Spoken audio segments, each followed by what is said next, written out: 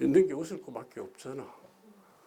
그 전에 막 그렇게 찡그리고 하던 애들이 죽겠습니다 소리가 죽겠다 소리가 아니잖아. 살고 싶다 소리잖아. 괜찮아요? 그걸 찾아낼 수 있는 힘, 그게 우리가 한상담에서 사람을 살릴 수 있는 길일 거예요.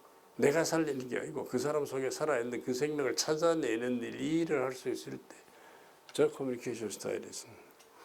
그래서 한국말은 뭘 해야 돼? 말귀를 알아들어야 돼. 이따 말귀 알아듣는 건 더 자세히 설명할게.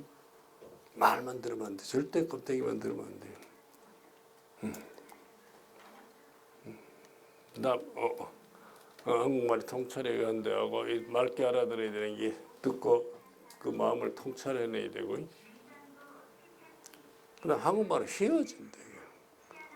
한국말은 꺼진 불도 다시 봐야 된다. 내가 참 이 세상에서 태어나서 어떻게 된 이게 엊그제도 내가 캡스 직원들 강의 가서 영업사원들이더라고. 가면서 내가 감회가 새로웠던 게, 내가 산업훈련 마당에 올라와서 강의를 제일 처음 했던 게 1968년이거든. 그게 얼마나 오래됐나, 그죠? 응? 그때 영업사원들 교육이 국내에 없을 때인데 세일즈 강의 하느라고 그래서 강의를 했었는데, 그때 이후로 얼마나 많은 그 사람들한테 강의를 했겠어. 몇십만이 되는지 몰라. 내하고 집단한 사람만 한 3만 명이 되니까 3박 4일짜리 집단. 그 많은 사람들도 하나를 공부하는 사람들도 너가 선배만 해더라도 한 600명 되잖아. 그 많은 중에 해피바이러스 너처럼 앞에서 이렇게 성실하고 착실하게 공부하는 사람을 본 적이 없어. 그러다가 사실은 얼굴 예쁜 애들이 이렇게 공부 열심히 하는 애들이 드물잖아. 근데 넌 태도나 자세나 미모까지 정말 끝내주잖아. 끝없이 칭찬이 늘어진다. 근데 듣는 사람이 점점 마음이 편안해지나 불안해지나.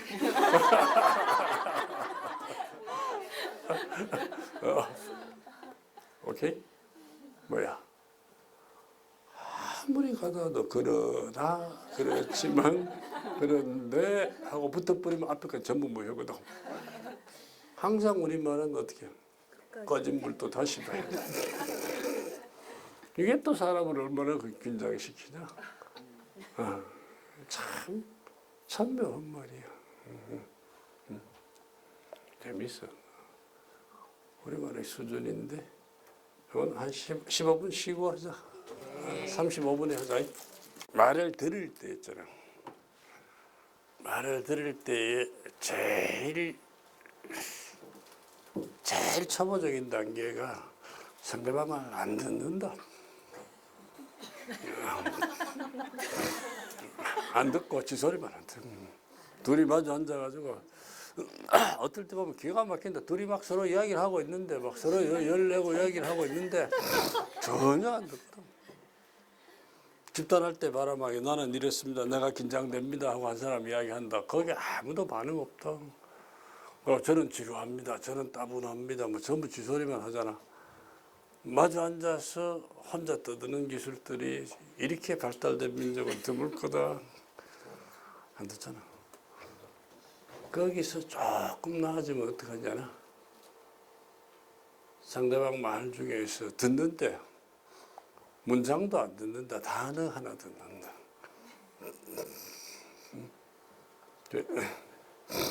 너는 얼굴은 참 미남인데 성격은 참 괴팍스러워 보인다.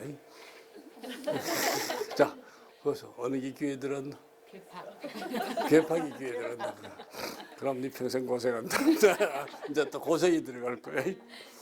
문장 전체가 안 들리거든. 자기 마음에 걸리는 단어 하나 있잖아. 그거 팍팍 걸려가지고 성질 낸다. 그런 사람을 어떤 사람이라고 하노? 그걸 속이 비좁은 사람이라 하는 거야. 뭐 딴 거 없어. 그 다음에 이제 여유가 생기면은 문장 전체가 들리거든. 너는 참 얼굴은 너무 미남인데 성격은 좀 개팍해 보인다. 다 들린단 말이야. 오케이? 자, 그까지 듣는 것까지가 사실이야. 상담자가 내담자 이야기를 들을 때에 그 사람의 이야기를 듣고 네가 한 소리가 이런 소리냐 하고 반복할 수 있는 수준. 사실 듣는 게. 조금 더 나가면 요약할 수 있는 수준. 조금 더 나가면 자기 표현으로 바꿀 수 있으면 더 낫지.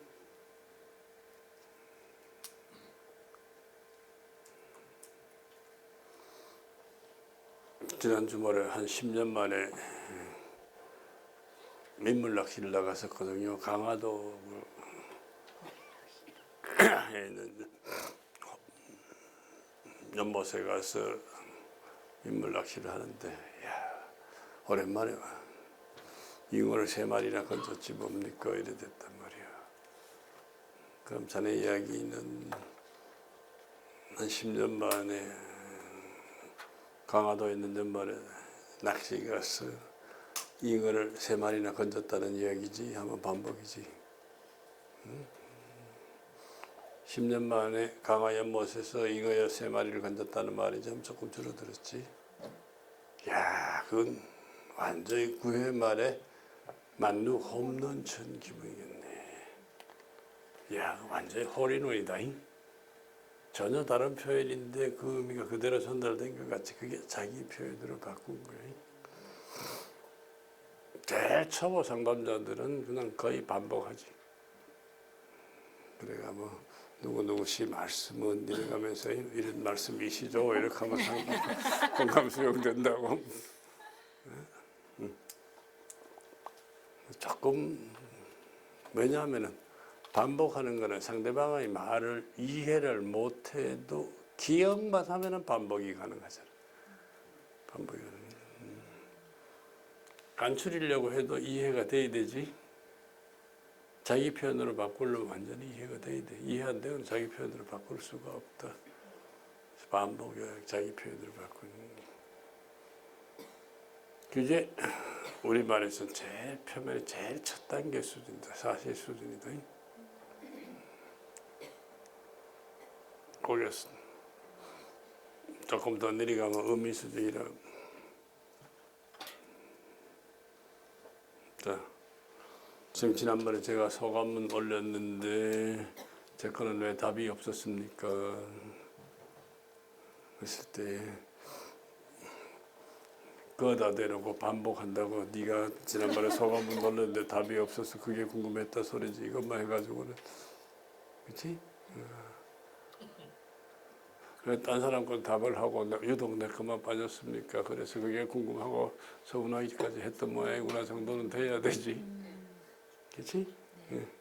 속에 뭐가 들어있어? 의미가 들었단 말이야.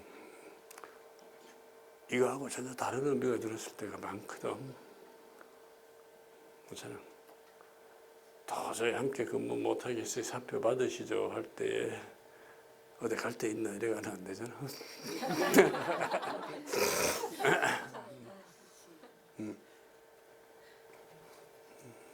좀 더 믿어달라 소리지 이래 돼야 되잖아. 당신하고는 같이 못 살겠지. 우리 이혼합시다 이거잖아. 잘 됐다 말. 아니잖아.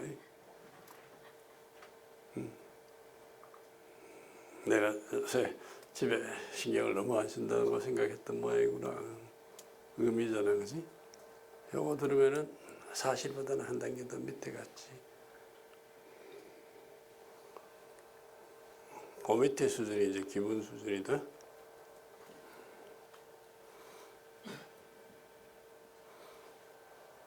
기분은 크게 나누면은 몇 가지가 있어. 4가지 방향이 있어.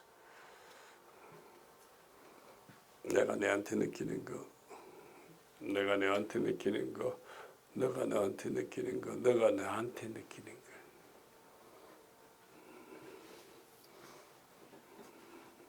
자, 지난번에 내가 파일을 보내준다고 얘기를 하다가 오늘 오니까 만나면 여기서 주겠다고 얘기를 했는데 아까 내한테 와서 잘해준다 했는데 어떻게 됐냐 하고 물었단 말이야. 며칠이 그랬잖아. 근데 나는 미안하다 내가 안 가져왔다 했거든. 그때 조금 실망스러웠을 거고 서운하기도 하고, 그렇지? 그러면서 아, 저 사람이 내한테 관심이 덜하구나 이런 생각도 들어서 좀 불편도 했을 거고, 그러면서도 내한테 달라고 할 권리조차 없으니까 말도 제대로 못하고 답답하고, 그래도 주면 고맙고 안 줘도 서운해 못할 그런 처지라서 마음이 좀 묘했을 것 같아. 오케이? 응. 그럴 때 내가 깜빡 잊어버리게 돼서 내가 내한테 깜짝 놀랐고 참 미안했어. 정말 미안했고, 어떻게든지 월요일날 당장 이렇게 보내드리라 하고, 전번에 찾아놓으라고까지는 이야기를 했었는데 보내드리라고 이야기했고, 그다음에 이메일 주소를 알려주라고까지 이야기를 했고, 내가 마음은 조금 놓였어. 그러나 한쪽으로 내가 요즘 너무 정신이 없구나, 이러면 안 되는데 하고 내가 혼자 생각하면서 미안해서 다시 한번 정중하게 사과를 하고 싶었어. 그러고 꼭 보내드릴 테니까 안심하고 갔으면 좋겠어. 당신이 당신한테 느끼는 거, 당신이 내한테 느끼는 거, 내가 내한테 느끼는 거, 내가 너한테 느끼는 거, 크게 네 종류가 있어. 두 사람이 만나면 방향이 크게 네 개 생기잖아. 대부분 뭐 하나, 내가 네한테 느끼는 것만 한다. 아니면 내가 내한테 느끼는 거 하고, 그다음에 네가 네한테 느끼는 거 알아주는 거 하고, 네가 내한테 느끼는 거 받아주는 거 하고, 이걸 거의 안 하죠, 그냥. 그럼 속이 비좁은 사람 되고, 네가 그게 특기지. 내가 내한테 느끼는 거, 내가 네한테 느끼는 거 하고, 네가 네한테 느끼는 건 네 거니까 네가 해야지 왜 내한테 이러대고.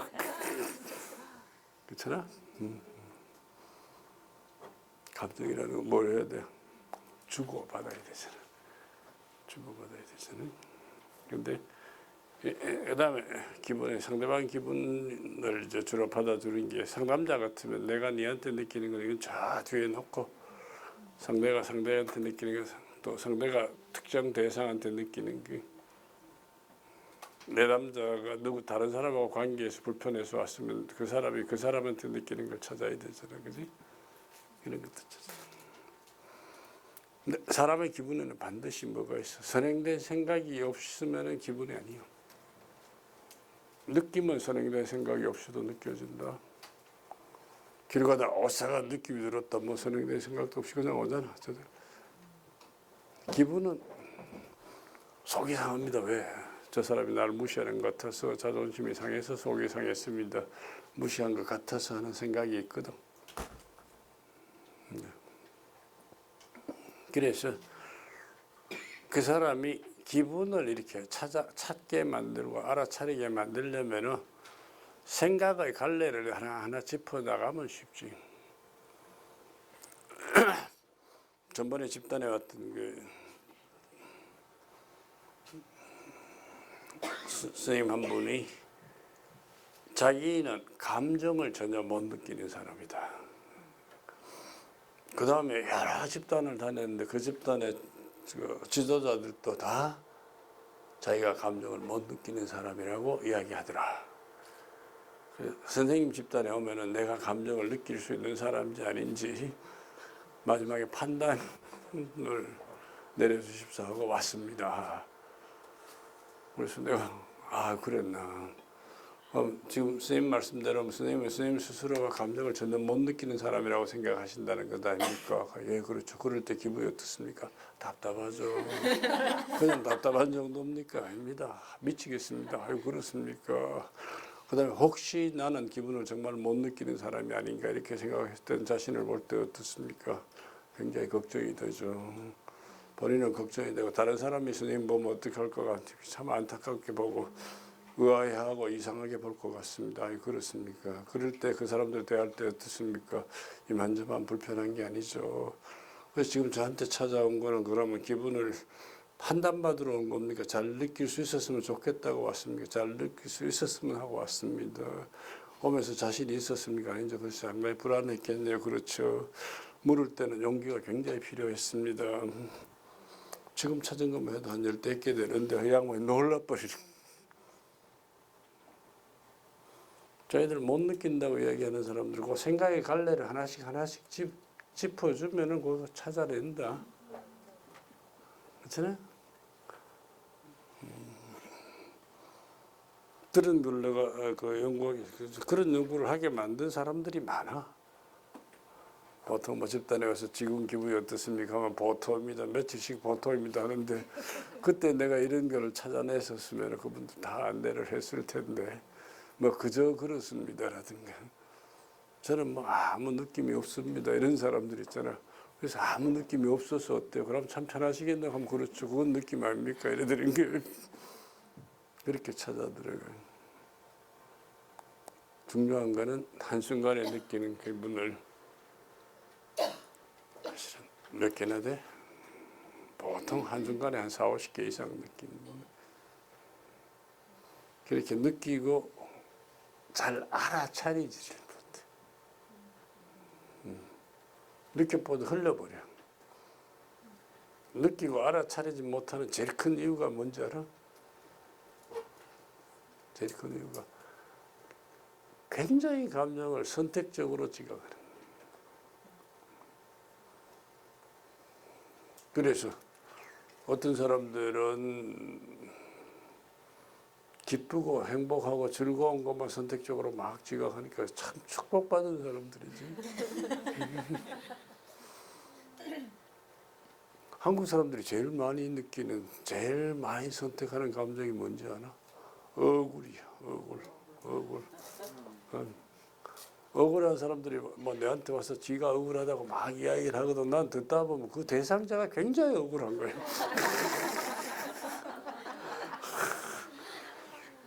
억울하다는 사람일수록 상대가 자기한테 어떻게 대해야 되는가는 귀신같이 알아. 근데 자기가 상대한테 어떻게 해줘야 되는 건 전혀 모르거든. 그런 사람들이 억울해. 이렇게 한다고 또 내한테 와서 억울할 때 억울하다 소리 말도 못하고 그러면 진짜 답답해진다. 억울, 뭐 고독. 한국 사람들 점칠라면 아주 간단하다. 뭐 진짜 참 고독하네. 그 외로워. 어쩌면 그렇게 외롭습니까? 사주를 보니까 외로울 고자가 3개가 들었거든요. 이걸 천고라고 합니다. 타고날 때 외롭게 태어났습니다 하면은 또 하나 더 있지. 어떻게 사랑빛 우주 니한테는 잘해달라는 사람은 이렇게 많고 니한테 잘해주는 사람은 이렇게 없냐. 그래 니 어깨가 얼마나 무겁냐. 그럼 막 귀신같이 하나 맞춘다 하지.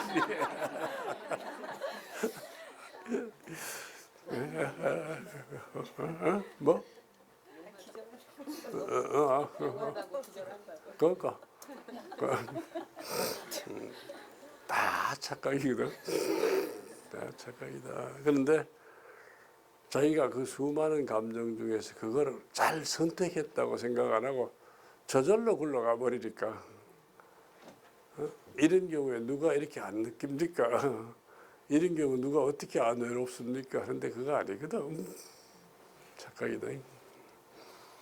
그래서 앞으로 언젠가 공부하겠지만은 우리 한상담 이론에서는 사람의 문제를 풀 때에 과거의 기억을 찾거나 사실은 하나도 안 찾는다. 지금 느끼는 감정들을 다 골라서 수평적으로 여러 종류의 감정을 느낄 때 그중에 자기가 습관적으로 선택하는 감정을 찾아서 버리고 그 속에 있는 긍정적인 감정을 찾아내는 거, 이걸 감정의 수평 분석이라고 하고, 그다음에 한순간에 느끼는 감정이 층이 굉장히 여러 개예요. 굉장히 여러 층이 있는데 부정적인 감정이 거의 표면에 있거든. 그 부정적인 감정 밑에 반드시 뭐가 있어? 긍정적인 감정이 정말 들었거든. 그래서 그걸 파고 들어가서 밑에 있는 긍정적인 감정을 찾아내는 거, 수평 분석에서 찾아내는 거, 수직 분석에서 찾아내는 거, 이게 우리 한상담에서 개발한 독특한 우리의 기술이다. 아직까지 나는 다른 상담 이론에서 그런 걸 하는 걸 본 적이 없다. 나는 하다 보니까 그게 되더라고. 집단을 하면서 한 사람이 느끼는 감정, 순간에 느끼는 감정을 수십 가지를 내가 공감 수용을 하고 난 다음에 그 사람 느끼는 부정적인 감정 그거 말고 긍정적인 감정 찾으면 나오거든. 그 다음에 남편이 미워 죽겠습니다. 왜 밉냐? 난 안 돌아보여 밉죠. 아 그래 돌아봐 주기를 바라자. 예 돌아봐 주면 네가 어떤 느낌이 생기냐? 사랑받는다는 느낌이 생깁니다. 그럼 네가 사랑받고 싶으냐? 예 그렇습니다. 그러면 뭐 사랑받고 싶다 하지 왜 밉다 하고 사랑해 주기를 바라자. 이렇게 찾아 들어가면 금방 나올 때 많고 어떤 경우는 그게 막 굉장히 겹겹이 쌓여가지고 그 밑에 있는 본래의 긍정적인 감정을 찾는 데는 굉장히 오랜 시간이 걸려야 될 경우도 있어요. 금방금방 되지 않고 어떤 사람 중간중간 디펜스에서 잘 안 들어갈 때도 있고 그러나 그렇게 찾는 방법들은 있어요. 그래서 사실 듣고 의미 듣고 기분 듣고 그 밑에 이제 성격을 듣는데 이 사람의 성격을 우리가 심리검사할 때 크게 두 가지잖아. 하나는 MBTI로 하는 거 16가지 나오지. 그건 할 때 타고난 성격을 측정하는 거거든. 내향성, 외향성 뭐 이래가지고 구분을 하는데 저거를 공부를 좀 해봤더니 아 이거 귀찮다 하지 말자. 왜냐하면 말만 듣고는 그 16가지 특성을 내가 구분하기가 보통 복잡한 게 아니야. 그 다음에 상담자나 이렇게 관리자들한테 가르쳐 놔도 지 검사해보고 지 그 유형을 4가지를 뭐 ISTJ니 뭐 이렇게 해놓으면 그것도 잊어버리가 잘 기억도 못해. 그런 사람들이 딴 사람 보고 저 특성이니까 내가 이렇게 맞춰야 되고 특성에 맞게 반응해야 돼 여기까지 사용하게 만든다는 거는 저것만 가지고 몇 개월을 집중적으로 훈련시키지 않고는 안 될 것 같더라고. 아 이건 아니다. 그래 보고 나니까 사람의 대인관계의 특성을 가장 잘 연구한 게 에고그램이거든. 에고그램도 참 재밌다. 에릭 번이 원래는 카나다 정신과 의사야. 이 사람이 미국에 와서 미국의 정신과 의사 라이선스를 따야 되면 또 시험 봐야 되거든. 자기는 시험만 치면 합격할 줄 알았어.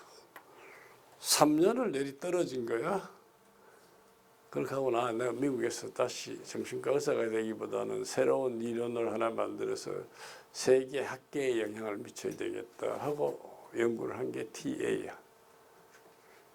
사람이 대인관계를 맺는 행동 특성은 에릭 버너의 연구에 의하면 보통 3세에서 5세까지의 가족관계에서 익힌 패러다임을 거의 평생 사용하고 가더라.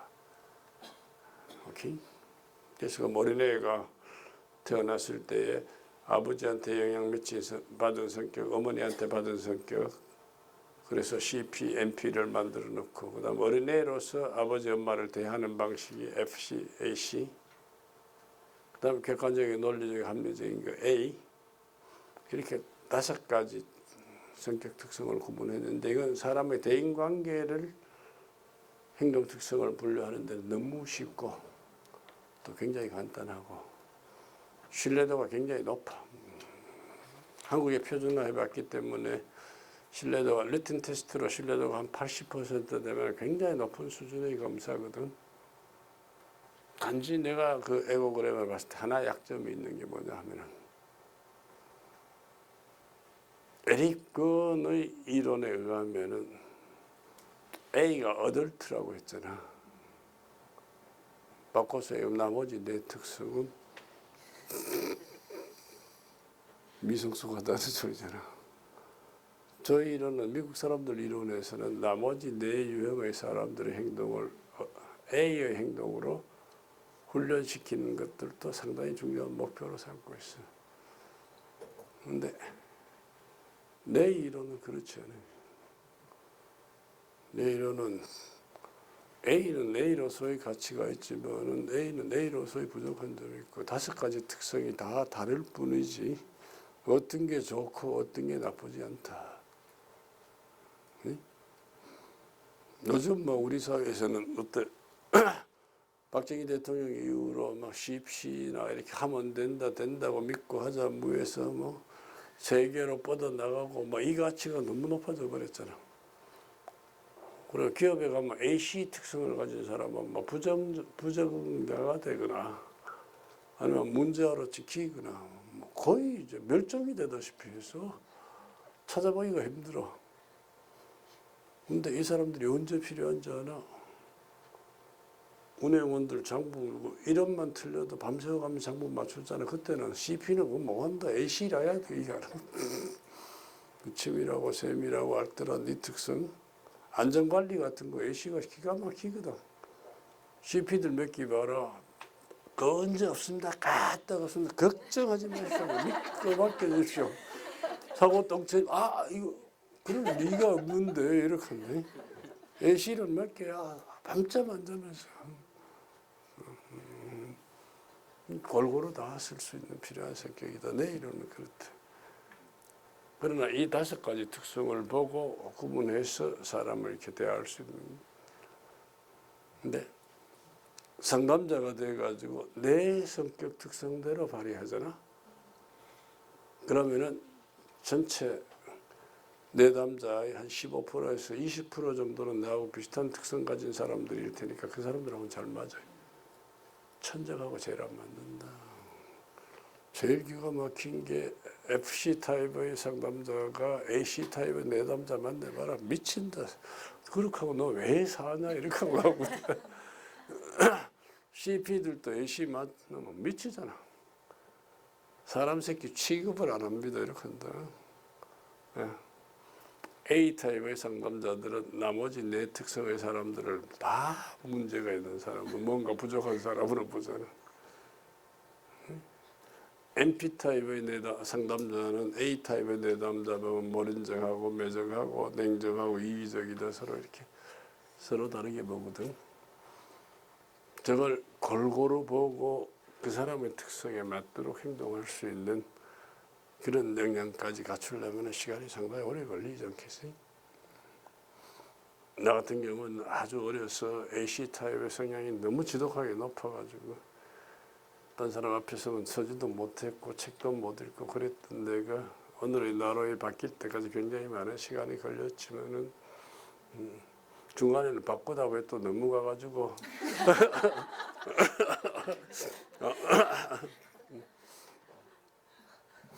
대학교 4학년 때 1년 동안 목표가 그때는 버스 타면은 다른 사람 발을 많이 밟아서 사람들이 하도 많이 타니까 다른 사람 발 밟으면은 인상 팍 쓰면서 밑에 그거 못 치워 하고 인상 쓰는 게 내 목표였는데 그러다 보니 뭐 너무 뚝 올라가 버리더라고. 지금은 내 혼자 생각에는 상당히 이렇게 골고루 다 쓸 수 있다. 그래서 상대하고 1대1로 있을 때는 그 사람 특성에 완전히 맞춰서 액션하니까 이 사람 만나면 내 성격이 이렇다고 저 사람 만나면 이렇다고 이 사람 만나면 이렇다는데 이게 다 다른 거예요 지금은. 너희들한테 강의할 때는 제일 많이 쓰는 게 강사로서의 역할이니까 CP를 제일 많이 쓰게 되는 거지. 그러나 그럴 수 있을 때까지 이제 가지면 좋겠어. 그래서 이거 그런데 이걸 5가지 특성을 다 골고루 구분해서 맞추려니까 그것도 불편한 거야. 말만 듣고 맞춰야 되니까 잘 못 맞추잖아. 그래서 나는 FC하고 CP하고를 같이 써서 그 사람들 인정 욕구가 큰 사람들이니까 그 특성 나오면 무조건 칭찬 인정해라. 예, 말이 나왔어요. 이 말입니다만은 제 자랑은 아닙니다만은 우리끼리니까 하는 소리인데 하고 나오면은 이거는 칭찬하라는 경고다. 제가 하고 나오면 이건 칭찬하라는 부탁이다.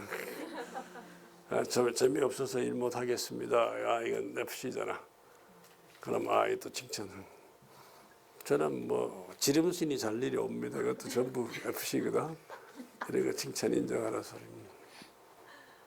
자, MP나 AC 같은 경우는 공감 수용해라. 예, 뭉치면 살고 헤어지면 죽습니다. 이러면은 MP잖아. 뭐 그런 소리 하는 사람들이 딱 듣는 순간에 아이고 얼마나 참 어쩜 그렇게 정이 많고 마음이 따뜻합니까? 착 쳐다만 봐도 인상이 이렇게 푸근한 인상을 줍니다. 참 대단하시네요. 이러면 알아본다 소리 듣잖아, 그지? A씨도 공감 수용 잘해주게 되고, A는 사실은 그러면 셀리맨들한테도 그래 가르친다. 야, 김 과장 내 차 뭐 사면 좋겠노? 이렇게 말 탁 놓는 사람은 CP거든. 차야 뭐 사장님 바삭하실 거 아닙니까? 마음에 드신 거 있을 것 같은데요. 근데 어제 옆집에 김 사장님 오셔가지고 엑쿠스 타고 가셨는데요. 사장님도 수준에는 맞아야 안 되겠습니까? 하면 끝이죠. 네. A씨는 너 차 뭐 샀으면 좋겠습니까? A씨는 말도 못 놓는다. 식당에 가 심부름하는 아들한테도 예예 하면 그 A씨다. 뭐 샀으면 좋겠습니까? 이렇게 하면 제가 영업한 지 10년째입니다. 제가 골라드리는 게 선택하면 절대 실수 없을 겁니다. 믿고 사시는 게 좋을 겁니다. 안 그러면 그 사람들 맨날 번이하니까. 다 살 거 사인할 것 같다 잠깐만요 하고 가다가 내일 또 올게요 하면 한번 또 바뀌고 이런 사람이니까 밀어붙이게 됩니다. A가 와서 차가 무슨 뭐가 요새 괜찮은 차 있습니까? 하면 예 많습니다. 어느 정도 비용으로 몇 년 정도 타실 겁니까? 예. 그래서 도표 만들어야 돼 비교표를. 그러나 한두 해 타고 마실 거 아니지 않습니까? 네. 이 차는 뭐 다 좋은데 중고차 가격은 조금 낮습니다. 오래 타시려면 중고차 가격이 문제인데 2, 3년 타고 바꾸려면 그것도 문제 삼으셔야 됩니다. 혹시 필요한 정보 있으면 제가 더 조사해서 올리겠습니다. 보고서 만들어 올려야 되거든. 저 성사고 교육 가서 뭐 배안할 때 FC, CP 같으면 평소에 강조하시던 게 그대로 다 나옵니다. MP 쪽 같은 뭐 좀 배웠나 하면 예 배운 것도 배운 것 같습니다. 저희 같은 사람들 데리고 일하시느라고 정말 소금 많이 썩었겠습니다. A가 가서 뭐 배웠나 하면 예 보고서 작성해 올리겠습니다. 도표 만들고 뭐까지 나와야 되나 현장 적용 방안 이러한 2안 3안까지 나와야 됐다 하거든. CP한테 그런 거 만들어 가봐라 어떻게 되는 너나 이 새끼야 맨날 작전만 짜고 일은 언제 할래. MP한테 그런 거 만들어 가면 저 매정하고 모른정하고 냉정하고 정말 차가워가지고 도대체 인간 미를 느낄 수가 없다 이래 되거든. 이 달라요. 익숙하게 여러분들이 대화할 수 있고 제일 중요한 거는 가장 빠른 시간 내에 그 사람 특성을 파악하는 게 우선. 저 파악이 안 되면 안 되니까. 그 다음에 파악이 되고 난 다음에 적당한 반응할 수 있는 능력들. 사람은 똑같겠다고 자기식으로 대하는 데서 넘어가는 기술들이지. 자, 칭찬 인정.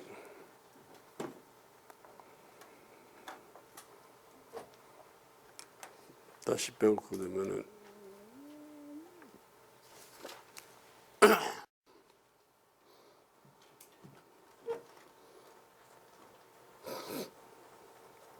칭찬 인정 요령 만들게 된 제일 큰 공헌을 해준 게 LG그룹인데 LG그룹에서 한 40년간 리가 잘못했다 고쳐라 하는 지적하는 걸 리더십의 근간으로 기업을 경영을 해왔는데 이 세상이 너무 달라져 버렸단 말이에요. 우리나라에서 40대 지금 50대 이상은 더 그렇고 연령이 많은 사람들은 부모들한테서 칭찬이라는 걸 들어본 적이 없어. 왜냐하면 옛날 우리 조상들은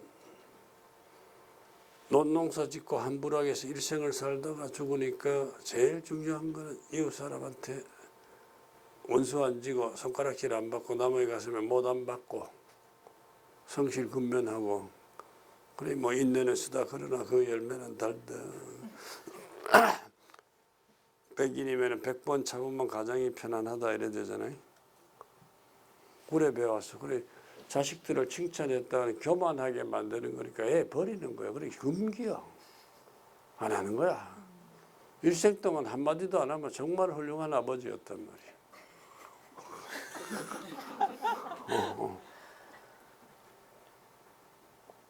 근데 세상이 확 바뀌어버린 거예요.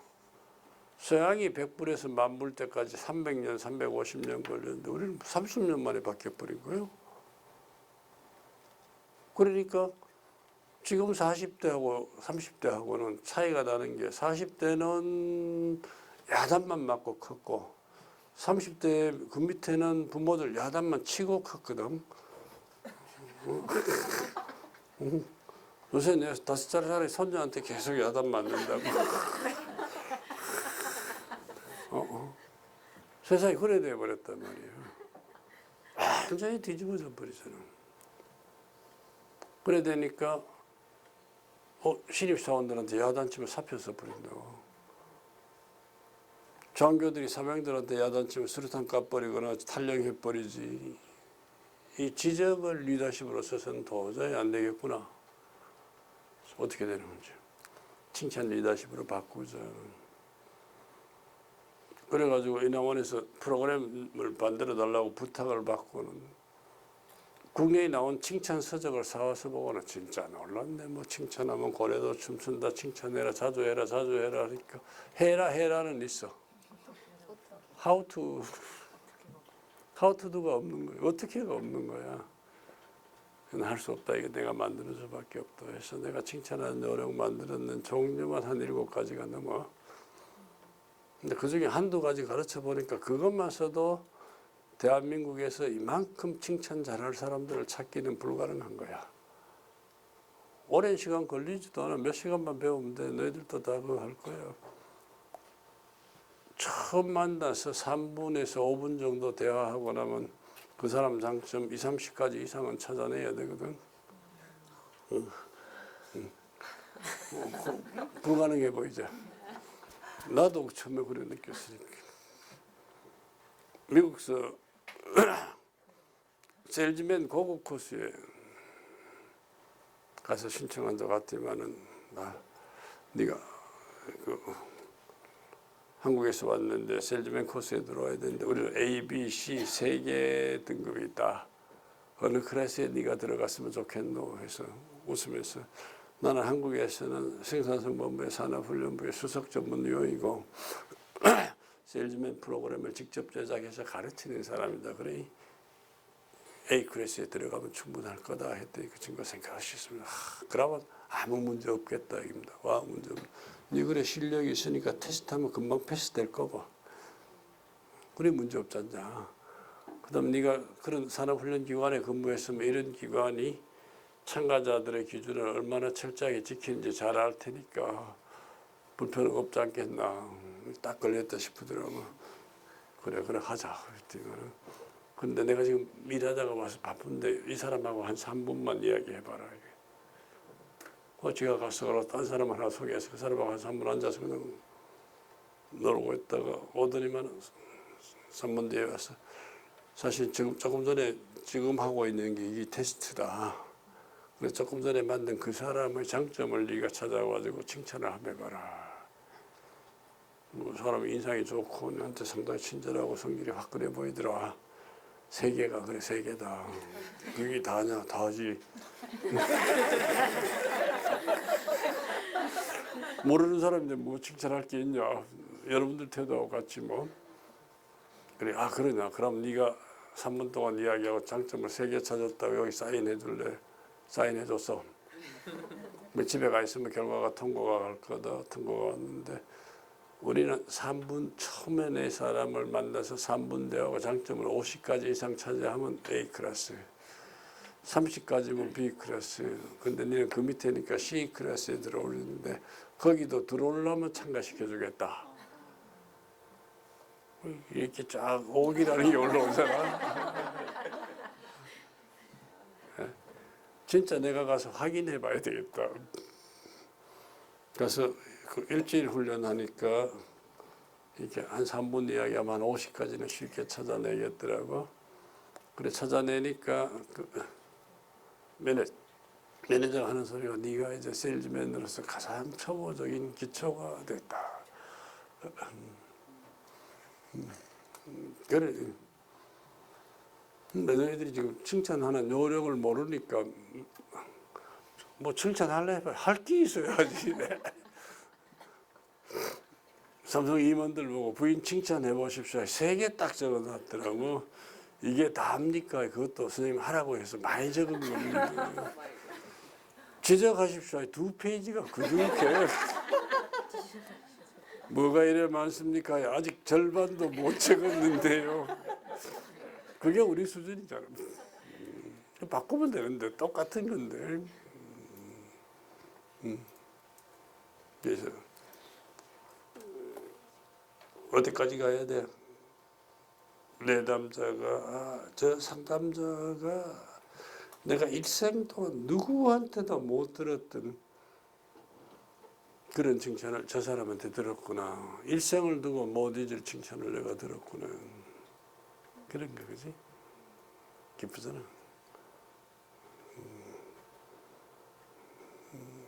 아직도 그 몇십 년 전에 내한테 칭찬 들었다 하면서 감사한다고 매일 오는 사람 어디 가다가 우연히 만나가지고 식당에서 밥 먹는데 누가 와서 밥값 내고 갔어. 어쩐 일이냐 하니까 옛날에 선생님한테서 내가 들은 칭찬 잊을 수가 없습니다. 보답할 길이 없었는데 오늘 식사라도 대접할 수 있어서 참 다행입니다. 제가 결례인 줄 알았습니다만 돈 내고 지가 결례래. 그런 결례면 자주 하면 좋은데. 제가 그렇게 했습니다. 뭐 기쁘지 그지? 그리고 상담자로서 공감 수용은 막 굉장히 중요시하고 그거 배우려고 하는 사람들은 참 많은데 칭찬 인정은 공감 수용보다 몇 배 더 파워풀하죠. 그래서 나중에 철저히 저거 따로 훈련할 거다. 그 다음에 본심이거든.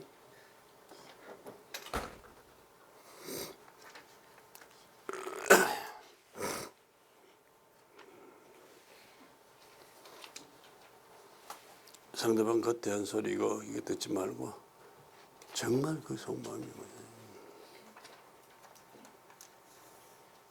선생님 저는 참 삶에 아무 의미가 없습니다. 전혀 신락 같은 팀장이라도 있으면 내가 이러지는 않을 겁니다. 저 같은 놈은 차라리 이 세상에 없는 게 저 자신을 위해서나 가족들을 위해서나 정말 도움이 될 겁니다. 그렇게 한단 말이야. 오케이? 자, 그렇다면 네 이야기는 들어보면은 네가 스스로 네 생각을 볼 때 나는 아무한테도 도움도 되고 어떤 희망이나 가능성 같은 게 전혀 안 보인다는 소리잖아. 오케이? 그럴 때 차라리 네 주변의 사람들은 정말 피해 안 주고 하려면은 이 세상에서 없어지는 게 도움이 되겠다 그런 생각까지 들었단 소리 아니야. 그럴 때 얼마나 심정이 처절하고 자기 스스로 한심하고 딱하게 느껴지고 주변의 사람들을 보면 다 부담스럽고 미안하기까지 하겠냐. 얼마나 힘들면 네가 내한테 와서 이 소리까지 하겠냐. 그런 이야기 하는 거 보면 내가 볼 땐 당신은 굉장히 책임감 있고 의무감 있고 남들한테 빚지고는 못 사는 성격 같은데 그런 사람이 이렇게 느낀다면 그 심장이 오직하겠나. 근데 내가 진짜 놀라운 거는 스스로가 그렇게 한심하고 부족하다고 생각하면서도 주변의 사람들한테 어떻게 하든지 사람다운 노릇을 해야 되고 주변의 사람들한테 피해는 안 줘야 되겠다. 그런 생각까지 한다는 건 이거는 쉽지 않은 거죠. 누구든 자기가 어렵고 딱 하면은 남한테 기대고 싶고 의지하고 싶고 그런데 이런 생각까지 하는 건 네가 정말 남다른 거 아니냐. 오케이. 자, 그런데 네가 내한테 와서 이 소리 하는 거는 그러니까 죽겠다 소리 나니까 이거 어떻게든지 여기서라도 희망을 찾아내고 네가 살아온다는 삶을 되찾았으면 좋겠다. 그게 네 본심 아니야? 예, 나오거든. 그렇다면 이제 어렵고 힘든 거 죽는 이야기 그만하고 사는 이야기 하려면 하고 죽으려면 딴 데 가서 물어봐. 나는 그건 몰라. 이래들 그 속에 그 집은 내야 되거든. 당신하고 나하고는 도저히 못 살겠어. 이혼합시다. 이거는 우리가 남들처럼 오손도손 행복하게 살아봅시다. 이 소리거든. 그렇잖아. 도저히 함께 근무 못하겠으니 사표 받으십시오 하는 거는 사표 받으라 소리가 아니고 믿고 맡겨줘서 신나게 일할 수 있는 여건을 좀 만들어 주십시오 소리거든. 네, 이거. 근데 중요한 건 이 본심은 서양 사람들이 이야기하는 숨은 뜻, 숨은 기분하고 달리 이거는 모든 걸 다 뭐로 바꿔야 돼? 긍정으로 바꿔야 돼. 본심은 긍정밖에 없다. 본심의 부정은 없다.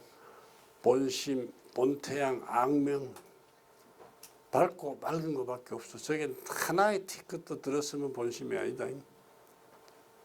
그래서 내 남자 이야기를 들으면서 그 본심을 찾아 들어가는 일, 그게 바로 사람을 살리는 길이다. 그거 찾아간다. 자, 여기까지 드러낸다면은,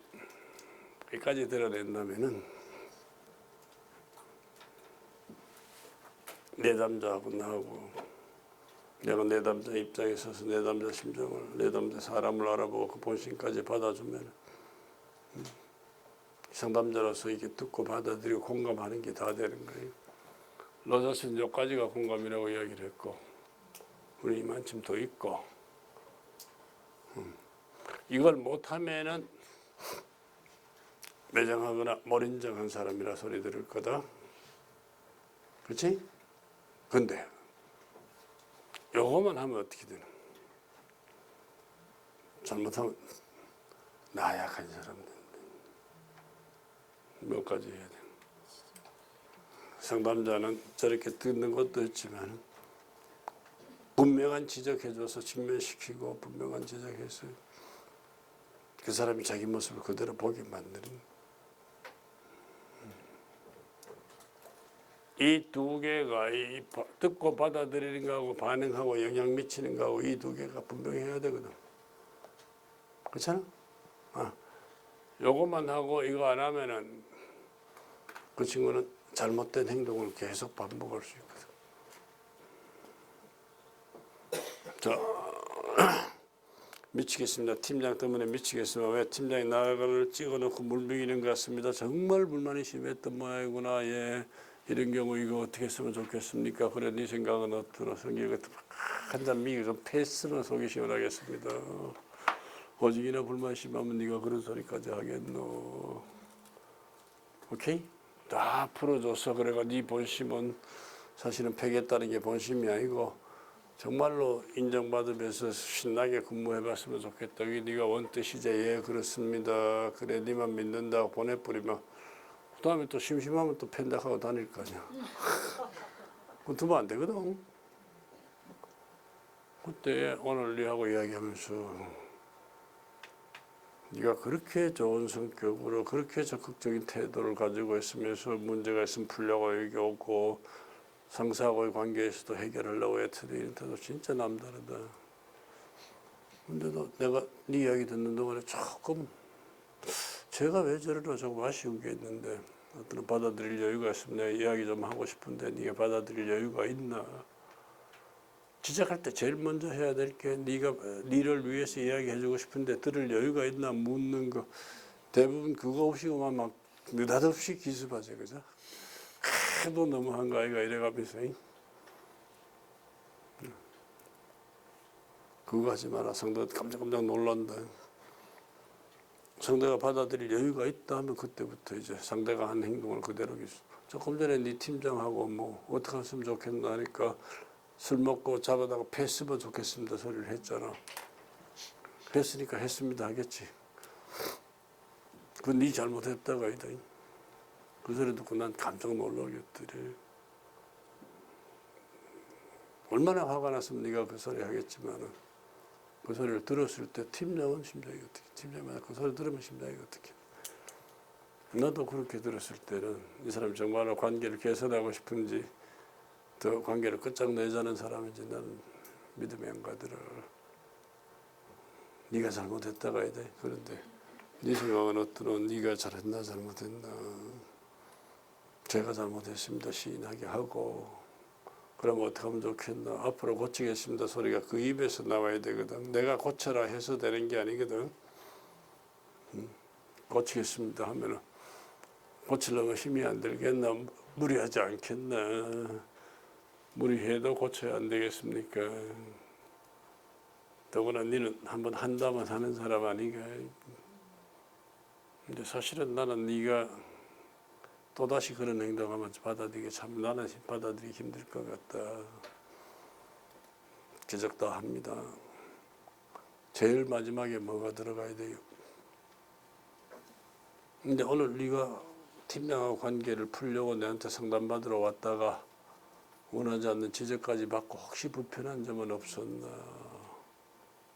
왜냐하면은 내가 아무리 나이스하게 지적을 해도 지적받은 사람 마음속에는 불편한 감정이 생길 수가 있거든요. 이 자리에서 내가 안 풀어주면 나가서 그걸 풀어야 되니까 이 사람 행동 변화 쪽에 에너지가 안 쓰여지고 그 불만하는 그쪽에 나와요. 그래 다른 동료들은 네 팀장한테 절대 가지 말아요. 왜 하면 처음에 받아주는 척하다 결국은 네가 다 덮었어. 아 더러운 새끼 말이야. 이래 돼버리고 이 사람 보면 바꾸고자 하는 쪽이 안 나와요.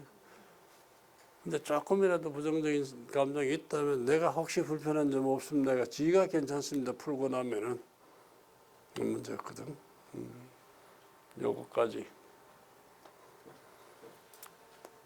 요게 우리 한 상담에서 이야기하는 대화의 수준 분석이다. 내가 어느 수준에서 듣느냐. 상대방하고 대화할 때 어느 수준에서 듣느냐 하는 거거든요. 하나하나 연습에 들어갈 거다마는 자 이제 이게 어느 정도로 중요한지 설명을 할게.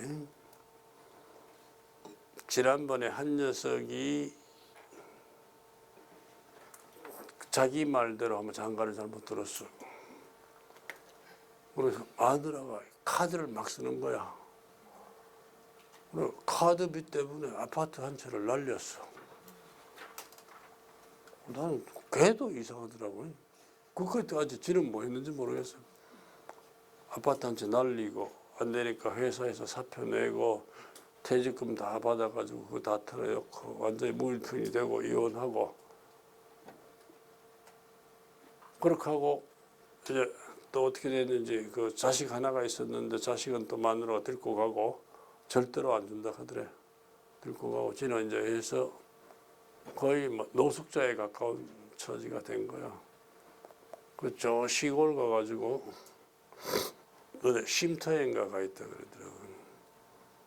상담하러 왔어요. 선생님 미치겠습니다. 뭔데 우리 부모들을 보면은 부모들의 가슴을 아프게 한 것 때문에 제가 가슴이 너무 아픕니다. 그래서 살고 싶은 마음조차 없습니다.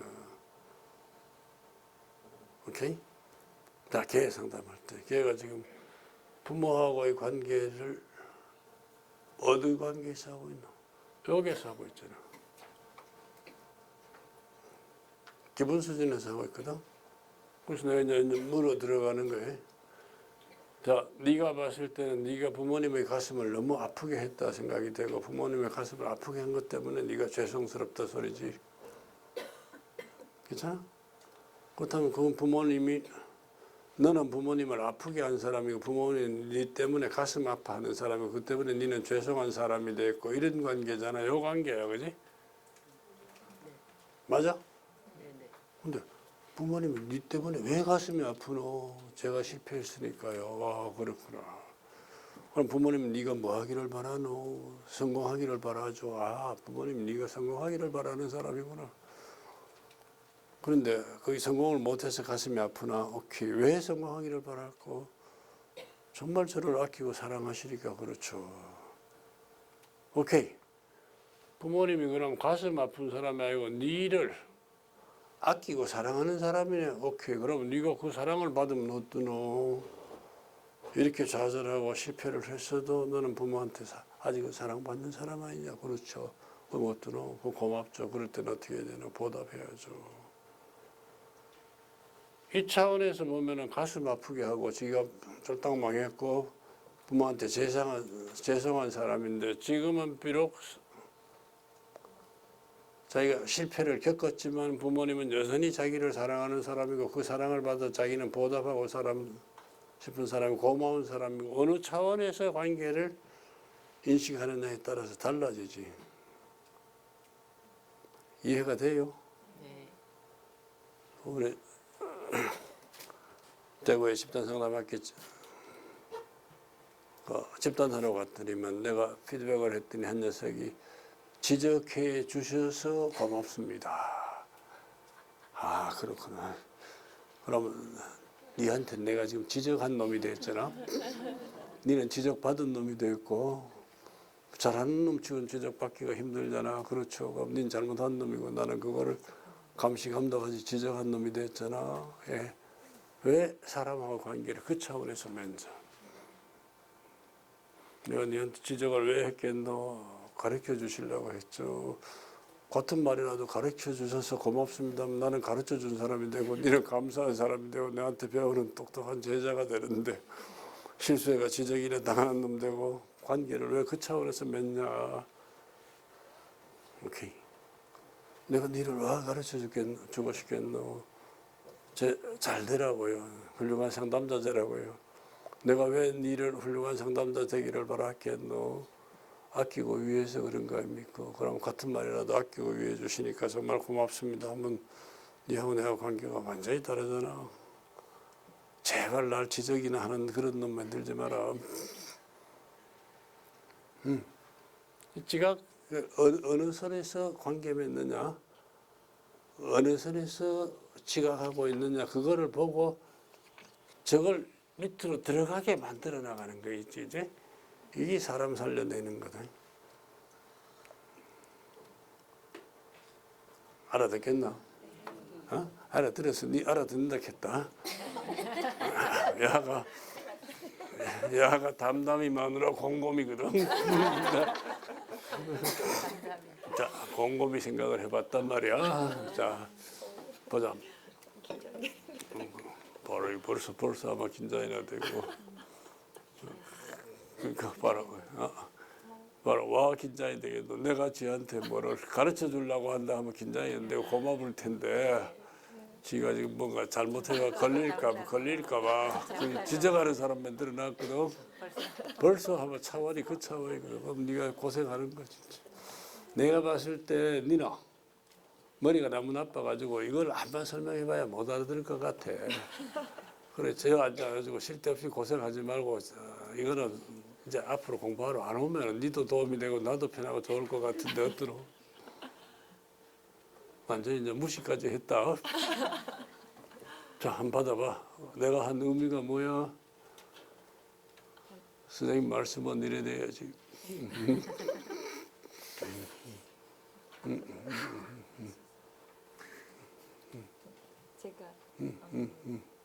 제가 긴장된다고 했을 때 아니지 그거 말고 그 다음 이야기 지금 이야기 이게 완전히 이제 머리 나쁘게 증거를 나온다. 내가 보기에 니는 머리가 너무 나빠가지고 이거 배워봐야 도저히 이해 못하는 것 같아. 그래 쓸데없이 고생하지 말고 집에 가서 담담하고 노는 게 낫다고.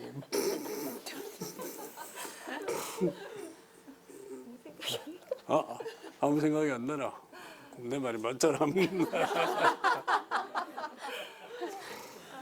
그럴 때 선생님 보시기에는 제가 이해 능력이 너무 떨어져서 학습해봐야 별 성과가 없을 것 같으니 쓸데없이 고생하지 말고 차라리 쉬는 게 낫겠다는 생각까지 들었다 소리 아닙니까? 하면 의미 받은 거야. 선생님 저를 보고 얼마나 한심하고 딱하게 보였으면 그런 말씀까지 하시겠습니까? 하면 기분 받은 거지. 선생님 성격이 워낙 분명하고 확실하고 배짱 있는 분이니까 저한테 소신 있게 딱 이런 이야기 하지.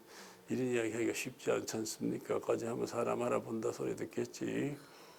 그러면 칭찬 인정하는 거는 선생님 이 많은 참가자들이 있는데 그중에 한 사람 한 사람한테 일일이 체크하고 저 사람은 정말 배우겠다 못 배우겠다까지 판단하고 하는 게 이게 선생님 정말 힘듭니다. 여기까지 돼야 되거든.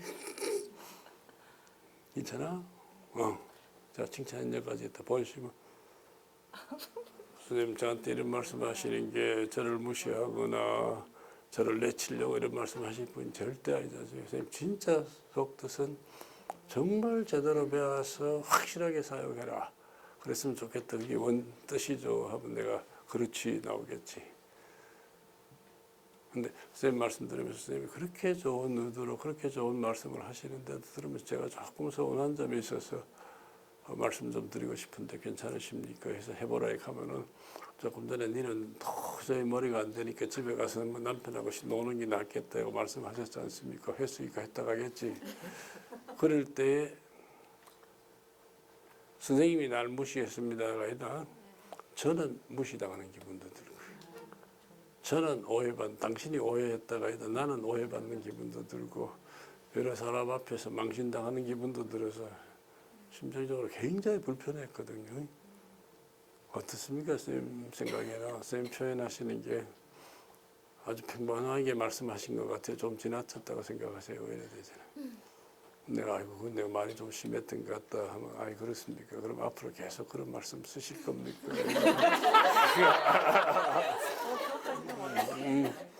고치겠다 쓸어내고 선생님 평소에 딴 사람한테도 자주 그런 말씀 하시던데 고치는 게 그렇게 쉽겠습니까? 해가지고 어렵더라도 그거는 고쳐야 안 되겠나 하고 또 선생님 한번 고친다고 하면 확실히 고치는 분이죠. 못 박아놓고 마지막에 혹시 선생님 오늘 제가 선생님한테 너무 결례한 건 없습니까? 아이고 그렇지 않다 이렇게 하면 선생님 워낙 성격이 좋으시니까 그렇게 받아주시는 게 아닙니까? 이렇게 하고 그래서 선생님도 진짜 저희들이 매력적으로 봅니다. 이렇게 하고 끝나면 되는 거예요.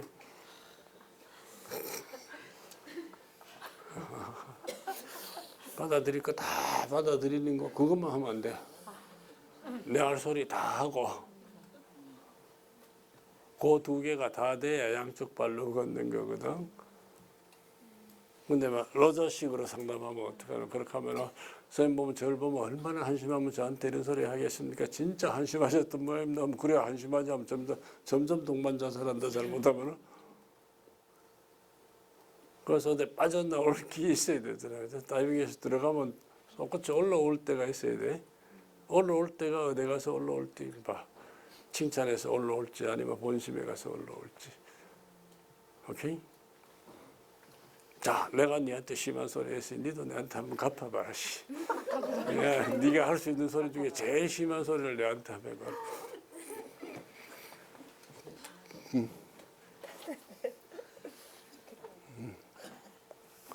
내가 이걸 배우고 나니까 막 누가 내한테 뭐 무슨 심한 소리를 해도 아무 그게 없는 거예요. 조금 있으면 사과해야 될 텐데 자가 어쩌려고 저러지 싶은지 아무 그게 없어. 감정의 동요가 없어. 어쩜 그렇게 자만심이 뛰어나신지. 네가 볼 땐 그 교만하다 이렇게 봤을까 이거. 그럴 때 때로는 신뢰도 안 가고 그지? 답답하기도 하고 조금은 안쓰럽게 보이기까지 했을 거야. 더구나 너는 평소에 굉장히 겸손한 애잖아. 그런 애가 날 자만하게 봤으면 얼마나 불편하겠어. 그래서 나를 아끼고 위해서 이 소리까지 해주는 거 이거는 그지? 나 이거 누가 하겠노? 근데 네 보면 참 놀라운 게 진짜 애가 마음이 탕 열려있고 솔직하고 그다음 감정이 편해. 담담해. 그래서 자만심 못 두고 해도 말만 들리지 감정이 하나도 안 섞여 나오거든. 그건 네 알고는 참 어려운 일이다. 근데 그 소리가 뭐 내 때문에 내가 자만심 가지고 있으니 나쁘다 이게 아니고 남들한테 정말로 사랑받고 존경받을 수 있는 사람 되기를 바라서 아끼고 위해서 하는 소리 아니겠어요? 괜찮아? 그러면서도 내가 들을 때는 네 말을 들으면서 제가 왜 저런 자꾸 마시는 게 있었거든. 그게 네가 보기엔 내가 자만심 있어 보이는 건데 마치 내가 자만심 있는 사람인 것처럼 네가 자만심이 뛰어나다 이래야 되니까 그 말투는 딴 사람한테는 어떻게 조금 오해받을 것 같고 나도 그 소리는 조금 서운했어. 근데 네가 성격이 좋으니까 이해는 됐지만은 그 말투를 계속 쓰면 내가 굉장히 기분이 안 좋을 것 같아. 어떤 네 생각에는 소리 제대로 된 건가 잘못한 건가? 네가 자만심이 있다고 내가 자만심이 있어 보인다는 거하고 차이가 있는 게 느껴지나? 그렇게 얘기하시니까 그렇구나. 뭐 앞으로 계속 딴 사람한테도 그런 틀어 쓸래? 아니죠. 아니지. 네가 뭐 너 남편한테 그거 많이 했을 것 같아. 들리는 데가 있지. 내가 뭐 그래 보인다는 거 네가 이렇다는 거 차이가 있잖아. 그 고치려면 힘이 안 들겠나? 소문 드리겠지만 해보고 싶어요. 아 그래? 더구나 또 니는 한번 한다면 하는 사람이지. 그렇더라도 무리하지 마라. 근데 어떤 오늘 뭐 교육 시간에 니는 뭐 적극적으로 참여한다고 농담처럼 한마디 했다가 또 내한테 걸리가 지적까지 받고 불편한 건 없나? 네, 재밌는데. 네가 성격이 이래 좋아하는 애들이 너라 하면 그렇게 좋아하고 그런 모양이다.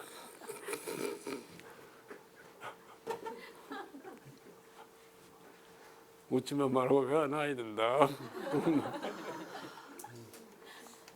예.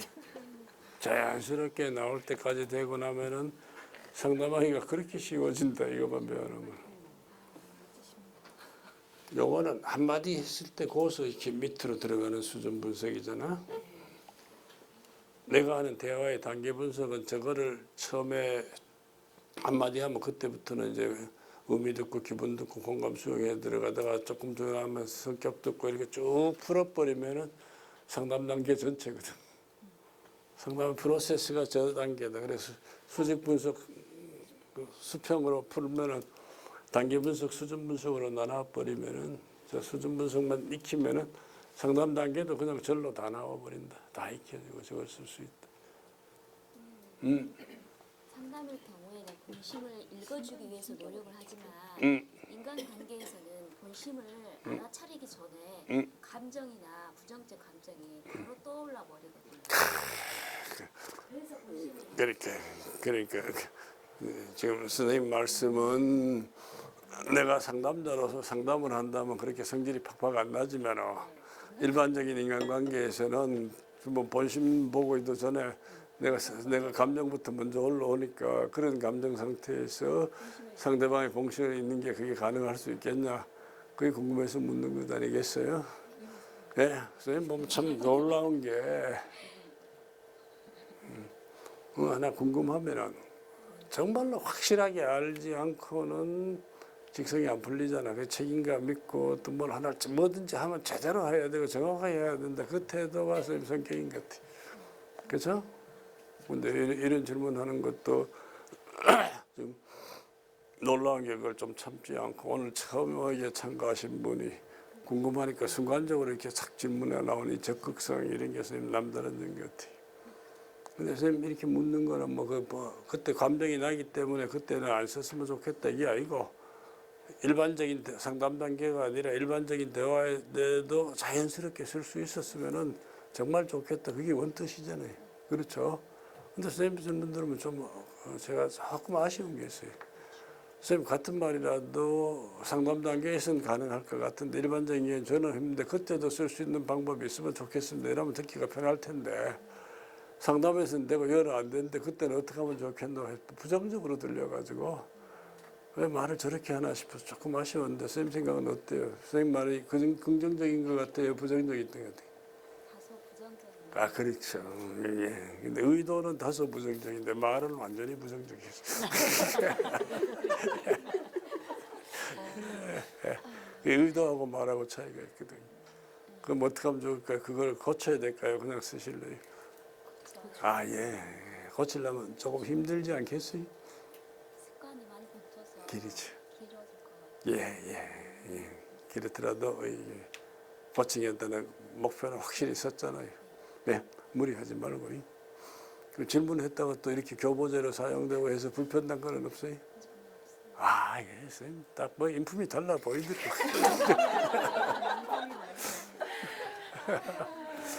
네. 그 다음에 이런 커뮤니케이션 역량이 떨어져 있으면 상대방이 감정적으로 이야기하면 내가 감정이 팍팍 올라오지만 풀어낼 자신이 있으면 올라오질 않아요. 내가 풀어낼 자신이 없으니까 화부터 나는데 저서 암만 열내봐야 금방 풀어낼 건데 내가 같이 열날 이유가 뭐 있어요. 그래서 이 커뮤니케이션 방식이 조금씩 숙달되어 가는 동안에 일상 대화에서도 화가 훨씬 덜 나는 사람이 될 수 있어요. 화를 안 나고 이걸 자연스럽게 쓰겠다 하지 말고 이거를 익히면은 화가 덜 나게 돼요. 재밌다고 어떨 때는. 지금 같은 경우도 조금 이따 어떻게 해서 미안해서 어쩌려고 저러나 싶잖아. 그래 여기서는 아무 소리를 아무리 부정적인 이야기를 해도 이해 없죠. 그러니까 여러분들하고 이야기할 때 난 그런 경우가 안 나는데 기업에 가면은 특히 이게 노조와 간부들 있잖아요. 걔들한테 뭐 집단하러 가고 하면은 진짜 황당한 소리 하거든. 뭐 내가 기억이 제일 남는 게 그 코롱에 갔을 때 집단한다고 해서 딱 들어가 앉자마자 한 녀석이 일어서더니만 새파란 놈이 당신 말이야 하는 거야. 놀래봐. 예? 그러니까 우리 회사에서 돈 처먹고 여기 와서 우리 세뇌하러 온 거 아니요? 이게 잘 걸리겠다 싶으세요.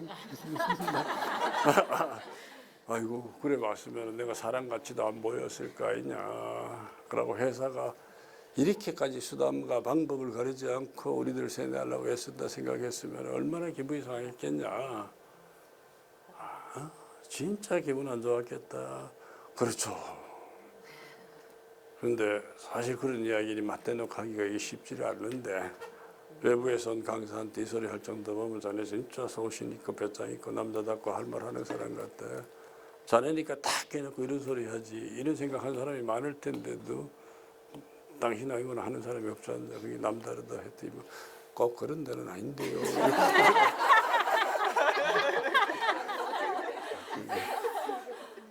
근데 내가 하나 물어볼까 했더니 뭔데요? 하더라. 그때부터 요가 나와. 그럼 더 자신 있지. 봐라. 지금 어때요? 지금 그 당신이 내가 세뇌를 한다고 세뇌 당할 사람이요. 절대 아니죠. 그렇지. 나도 그래 보여. 근데 그런 사람한테 내가 세뇌할 사람 건나가요. 아니죠. 그래 나도 그거 할 사람 아니야. 그럼 할 사람 없고 당할 사람 없는데 뭐 걱정이고. 혹시 내가 또 그런 게 세뇌를 하려고 나올지 모르겠는데 그럴 것 같으면 네가 지키고 있다가 그때 이야기를 좀 해줄래? 예 하죠. 그래 네만 믿는다. 그럼 그거 하는데 뭐 여러 사람 같이 할 필요 있나? 혼자만 해도 안 되겠나? 되죠. 그럼 충분해 돼서 그럼 나머지 사람 공부하자. 고맙다. 원래 아침에 첫 시간에 네가 이런 이야기 해줘서 참 고맙다. 그때부터 네가 되고 그럼 너도 공부할 땐 열심히 하고 또 내가 이상한 짓 하면 그때 분명하게 이야기하고 그렇게 하지 뭐 너도 그것만 하고 있기는 아깝잖아. 네 그래 내가 네만 믿는다 이렇게 하고 그 순간에 그거 못 풀어내면 그대로 망신당하는 거잖아요. 근데 익혀놓으면 아주 편해. 또 질문 있어요?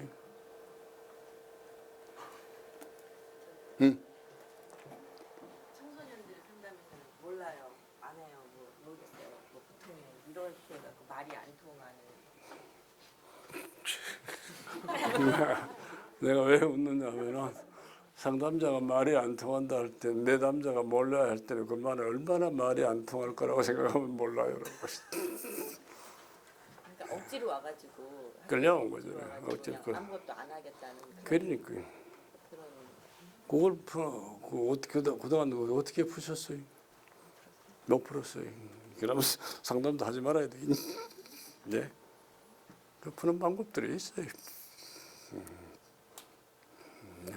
앞으로 특히 초기 면접에서 그 사람들이 오픈하고 주도적인 태도를 갖게 만드는 게 청소년 상담에서 제일 중요하거든요. 온 게 아니고 끌려온 사람이니까. 근데 그 사람들이 끌려온 게 아니고 지가 왔다는 걸 알아차리게 만들어요. 그래서 선생님, 우리 선생님이 가락해서 왔는데요 이래 되잖아. 그렇죠? 그럼 그랬나 안 합니다. 그래 가락하기는 누가 선생님이 가락했는 것인데 오기는 누가 왔노? 제가 왔죠. 오기는 해피바이러스 네가 왔잖아. 예 그렇습니다. 근데 너 선생님 가락했는데 와 네가 여기 안 오면 안 되겠다고 생각했노? 안 오면 내가 야단 맞거든요. 야단 안 맞으러 왔구나. 오케이. 그래. 그러면 그동안 네가 너 선생님 때문에 그런 거 참 억울하고 이렇게 불편하고 그런 일이 많았던 모양이네. 오케이. 근데 너 선생님이 가락했다면서 오케이.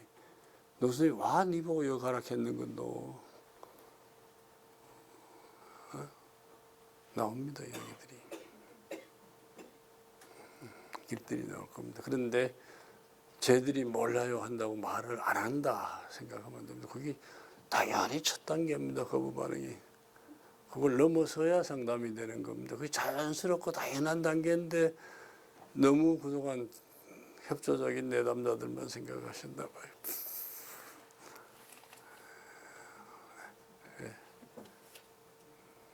네, 찾아가십시다. 예. 선생님 말씀을 들으면서 불편한 이야기를 하는 것까지 그 사람을 마음을 풀어주면서 저도 불편함 없이 이렇게 대화를 나눌 수 있다니까 굉장히 놀랍고 그렇게 상황마다 적절하게 말씀해 주시는 게 참 이해가 잘 돼서 여기 오기 정말 잘했다 생각이 들고 선생님께 진짜 감사드리면서 한 가지 궁금한 것은 혹시 이제 대화 관계에서 제가 들어주기 어려운 부탁을 할 경우에 예, 어떤 경우? 뭐 예를 들면 제가 맡고 있는 업무가 과중한데 거기다 더 어려운 업무를 이제 뭐 제 능력을 인정한다시면서 이렇게 교장교감 선생님이 거절 처리하는 거 있잖아. 네, 거절 그럴 처리. 때 어떻게 간단하잖아요.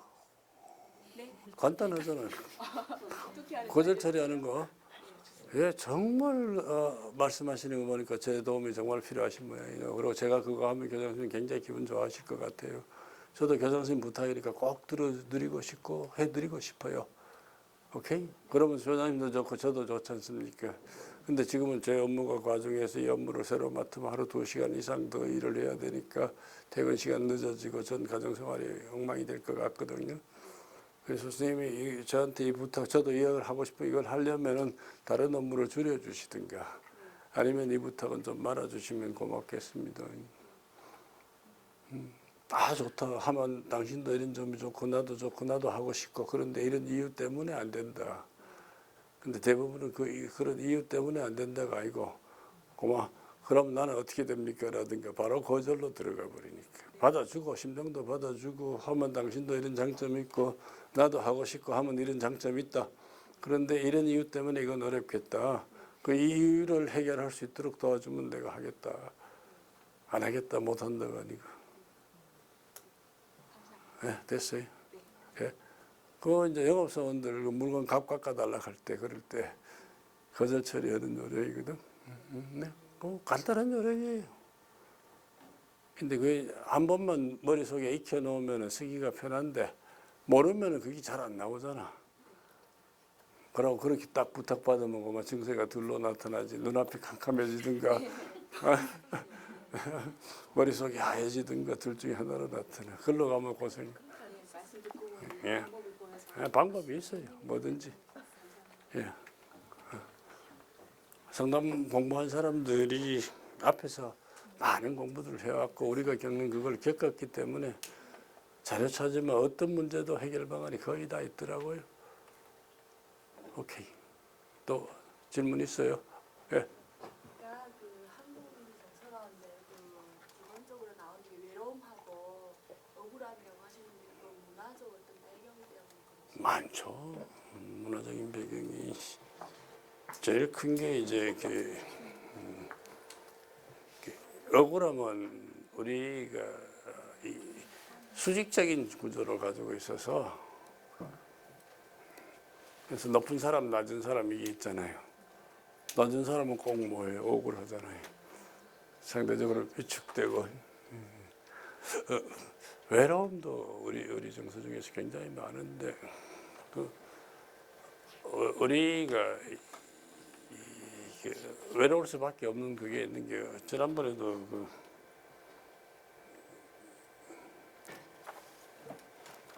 그 문화적인 차이 때문에 오는 것도 많고 여러 이유가 있는데 제일 큰 게 내가 봤을 때 그 문화 차이 같아.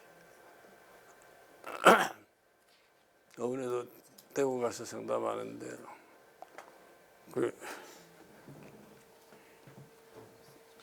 어떤 집안에서는 원가족은 가족이고 시집온 며느리는 남이거든.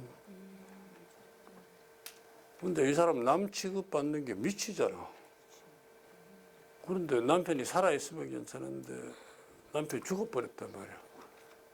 죽어버리니까 시집 식구들이 똘똘 뭉쳐가지고 남 취급하고 제사날 또 못 오게 하고 자기는 못 오게 하고 아들은 보내라 하고 이게 얼마나 억울하고 외롭고 뭐 그런 게 문화 차이가 요 좁은 나라에서 문화의 차이가 너무 커요.